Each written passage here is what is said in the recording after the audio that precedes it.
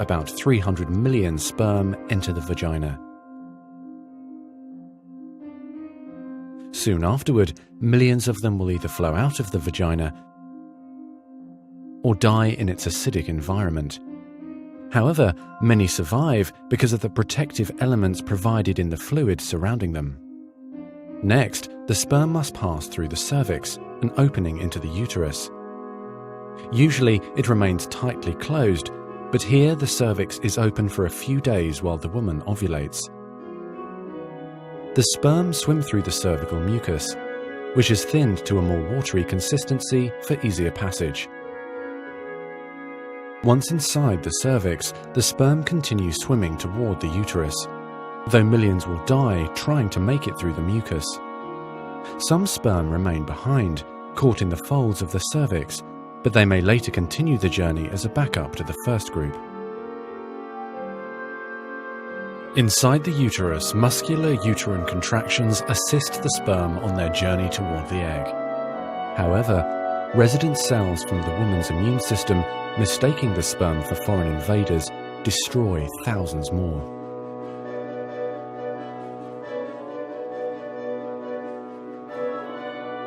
Next, half the sperm head for the empty fallopian tube, while the other half swim toward the tube containing the unfertilized egg. Now, only a few thousand remain. Inside the fallopian tube, tiny cilia push the egg toward the uterus. To continue, the sperm must surge against this motion to reach the egg. Some sperm get trapped in the cilia and die. During this part of the journey, chemicals in the reproductive tract cause the membranes covering the heads of the sperm to change. As a result, the sperm become hyperactive, swimming harder and faster toward their destination. At long last, the sperm reach the egg. Only a few dozen of the original 300 million sperm remain. The egg is covered with a layer of cells called the corona radiata. The sperm must push through this layer to reach the outer layer of the egg, the zona pellucida. When sperm reach the zona pellucida, they attach to specialized sperm receptors on the surface, which triggers their acrosomes to release digestive enzymes, enabling the sperm to burrow into the layer. Inside the zona pellucida is a narrow, fluid-filled space just outside the egg cell membrane. The first sperm to make contact will fertilize the egg.